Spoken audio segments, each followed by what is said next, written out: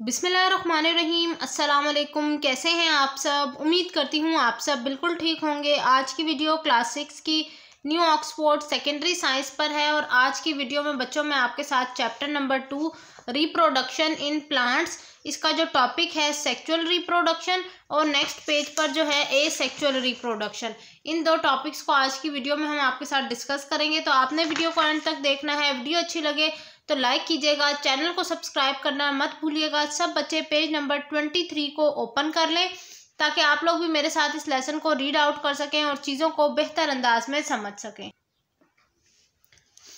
Reproduction in plants, पौधों के अंदर रिप्रोडक्शन का अमल। सबसे पहले देख लेते हैं रिप्रोडक्शन है क्या चीज़। Nothing lives for ever and yet life continue because all living things are able to produce copies of themselves।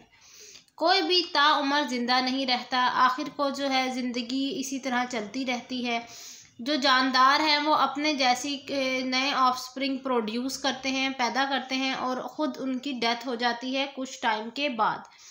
If living thing did not reproduce themselves then soon there would be no none left। कह रहे हैं कि अगर ऐसा हो कि जानदार जो हैं वो रिप्रोडक्शन का अमल ना करें तो उसकी वजह से एक टाइम आएगा कि ज़मीन पर कोई भी नहीं रह जाएगा, ज़मीन पर ऑर्गेनिजम्स ख़त्म हो जाएंगे। एज ईच प्लांट और animal grew older finally died it could not be replaced. क्या होगा कि फिर पौधे और जानवर जो कि एक टाइम आता है ख़त्म हो जाते हैं, बूढ़े हो जाते हैं और एक टाइम आता है उनकी डेथ हो जाती है, तो उनके बाद उनको रिप्लेस करने के लिए कोई नया पौधा या नया जानवर नहीं होगा। Eventually all the different kinds of plants and animal would die out, they would become extinct. आखिरकार तमाम किस्म के जानवर और पौधे जो हैं वो मर जाएंगे और उन्हें हम एक्सटेंट स्पीशी कहेंगे। एक्सटेंट स्पीशी कहते हैं उन जानदारों को जो किसी टाइम में थे और उनकी सारी की सारी नस्ल ख़त्म हो गई है, स्पीशी ख़त्म हो गई है। तो ensure survival and prevent extension all living organism reproduce. ज़िंदा रहने के लिए, सरवाइव करने के लिए और एक्सटेंशन के प्रोसेस से बचने के लिए तमाम जानदार रिप्रोडक्शन का अमल करते हैं, यानी वो एक नया ऑफस्प्रिंग प्रोड्यूस करवाते हैं। अब इस टेबल को हम ज़रा देख लेते हैं। इस टेबल में देखिए बेसिक मेथड ऑफ रिप्रोडक्शन, दो तरीके से रिप्रोडक्शन का अमल होता है, एक एसेक्सुअल रिप्रोडक्शन है और एक सेक्सुअल रिप्रोडक्शन है। एसेक्सुअल रिप्रोडक्शन क्या है? Produce new individual without the fusion of gametes. Gametes के बग़ैर की मदद के बग़ैर, उनके बनने के बग़ैर जो है नए जानदार का बनना एसेक्सुअल रिप्रोडक्शन कहलाता है। जबकि जो सेक्सुअल रिप्रोडक्शन है उसमें produce offspring by the fusion of gametes. Gametes के मिक्स होने से, जुड़ने से क्या होता है, नए जानदार बनते हैं। Number 3 point, offsprings are genetically identical to the parent plant and each other. जानदार जो हैं वो अब बिल्कुल अपने पेरेंट्स की तरह के दिखते हैं जेनेटिकली, यानी उनकी जीन जो है वो पुराने पौधे की ही होती है, यानी उनके पेरेंट पौधे की होती है और इसीलिए वो एक दूसरे से बिल्कुल मुताबिकत रखते हैं, सिमिलर होते हैं एक दूसरे से। अगर हम सेक्सुअल रिप्रोडक्शन की बात करें उसमें भी सेम यही सारी बातें हैं कि offspring are genetically different from the parent plant and each other. Sexual reproduction में क्योंकि गैमीट की फ्यूजन होती है तो इसी वजह से जो नए जानदार हैं वो अपने पेरेंट प्लांट से या पेरेंट ऑर्गेनिज्म से थोड़े से डिफरेंट होते हैं। अब चलते हैं हम जी आगे नेक्स्ट पैसेज पर। The process of production of offspring is called reproduction. There are 2 types of reproduction in plants. Reproduction कौन सा अमल है? जब कोई पेरेंट सेल से डॉटर सेल बने या पेरेंट से न्यू ऑफस्प्रिंग प्रोड्यूस होता है तो उसे हम रिप्रोडक्शन का अमल कहते हैं। रिप्रोडक्शन पौधों के अंदर 2 तरह किस्मों की होती है, अभी हमने ऊपर पढ़ी है, सेक्सुअल रिप्रोडक्शन और एसेक्सुअल रिप्रोडक्शन। सबसे पहले सेक्सुअल रिप्रोडक्शन को स्टडी कर लेते हैं। In sexual reproduction, an organism is formed by the combination of genetic information from each of its parents।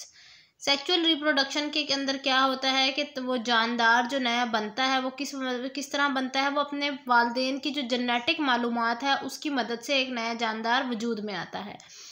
In this type of reproduction a unique organism similar to the parent is produced. इस reproduction के अमल में क्या होता है, एक नया मुख्तलिफ सा जानदार पैदा होता है जो कुछ चीज़ों में अपने पेरेंट्स जैसा दिखता है। Plants generally produce flowers for sexual reproduction. पौधे जो हैं वो ज़्यादातर फूल होते हैं जो सेक्सुअल रिप्रोडक्शन के अमल में काम आते हैं या इस्तेमाल होते हैं, इसीलिए इन्हें रिप्रोडक्टिव ऑर्गन भी कहा जाता है। Flower contain the reproductive organ which produce gamete.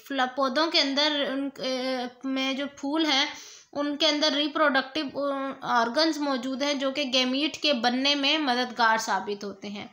अब ये साइड ब्लॉक भी पढ़ लेते हैं। गैमीट्स आर स्पेशलाइज्ड मेल और female cell which take place in the process of reproduction.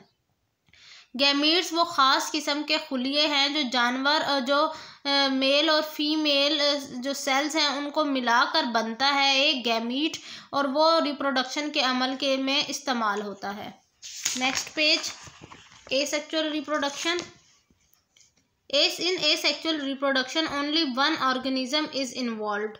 कह रहे हैं कि asexual reproduction के अंदर एक जानदार सिर्फ इन्वॉल्व होता है। The offspring are the exact copy of one parent because they get all the genetic information from one parent organism।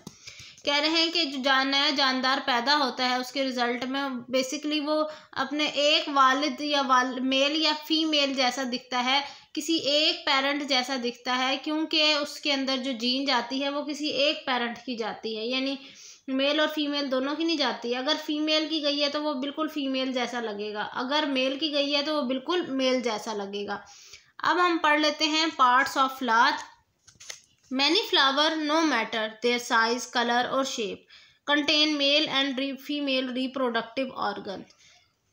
काफ़ी सारे फूल, चाहे वो कोई किसी फूल की शक्ल कैसी हो, चाहे रंग कैसा हो, चाहे वो कितना बड़ा है कितना छोटा है, तमाम के अंदर मेल और फीमेल रिप्रोडक्टिव ऑर्गन्स मौजूद होते हैं। There are 4 parts of a flower. एक फूल के 4 हिस्से हैं।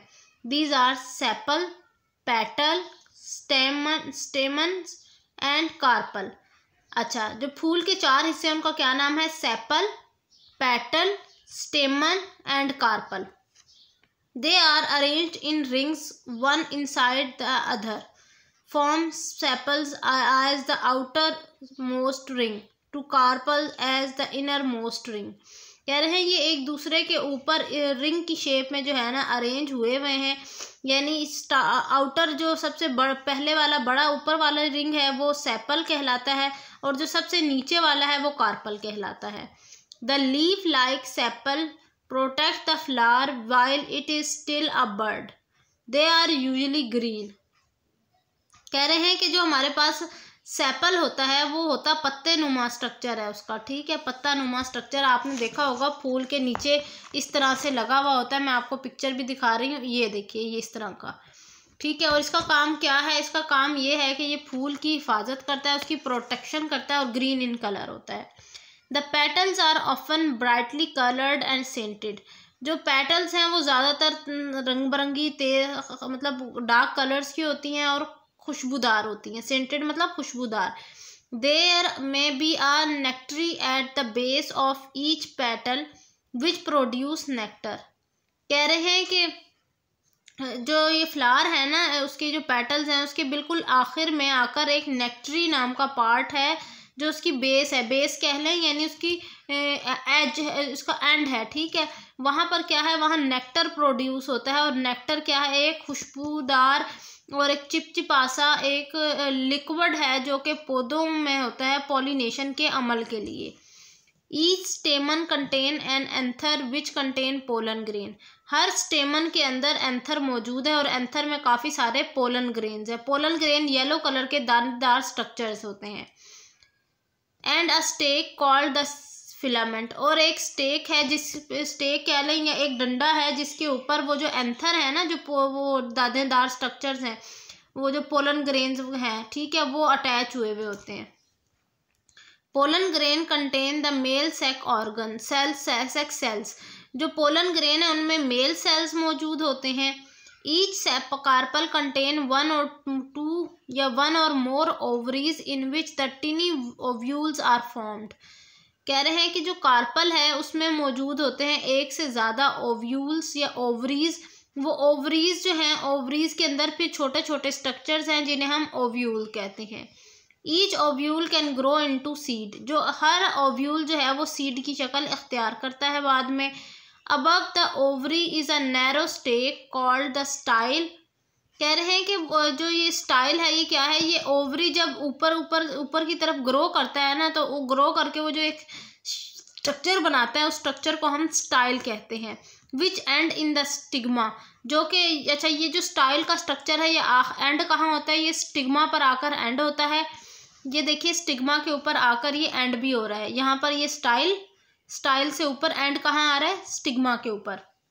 The stigma is often sticky, stigma जो है वो चिपचिपा होता है, जिसके ऊपर पोलन ग्रेन जो है वो चिपके हुए होते हैं। ये देखें ये पोलन ग्रेन है येलो इन कलर, इनमें ये जो एंथर है ना इनके अंदर पोलन ग्रेन है येलो कलर ये वाले।